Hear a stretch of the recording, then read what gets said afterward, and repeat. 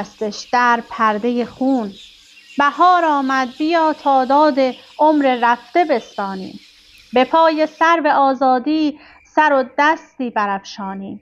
به عهد گل زبان سوسن آزاد بگشاییم که ما خود درد این خون خوردن خاموش می‌دانیم.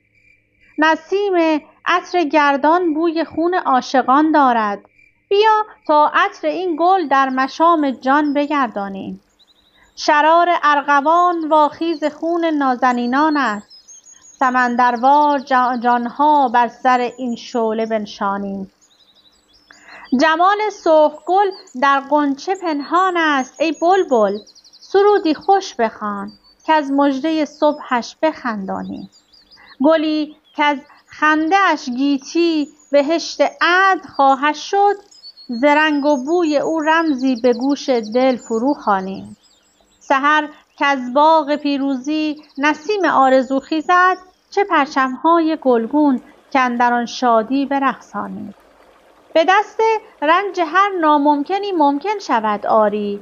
بیا تا حلقه اقبال محرومان بجنبانیم.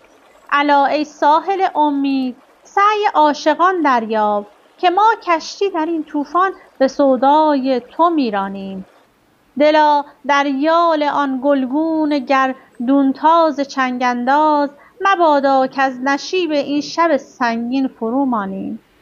شقایق خوش رهی در پرده خون میزند سایه، چه بیراهیم اگر همخوانی این نغمه نتوانیم. تهران، فروردین 1360. نام کتاب بعدی کتاب سیاه مشق 3 هستش که شعر دیدار رو از اون براتون میخونم. برخیز دلا که دل به دلدار دهیم، جان را به جمال آن خریدار دهیم. این جان و دل و دیده پی دیدن او، جان و دل و دیده را به دیدار دهیم. تهران، خرداد 1362. اما نام کتاب بعدی از کتاب هنر گام زمان هستش که زیر چاپه و من 2 شعر رو برای شما میخونم. انتظار. بازآی دلبرا که دلم بیقرار توست، وین جان بر لب آمده در انتظار توست. در دست این خمار غمم هیچ چاره نیست، جز باده‌ای که در قدح غمگسار توست.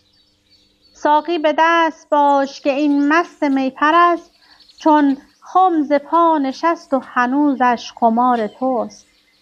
هر سوی موج فتنه گرفته است و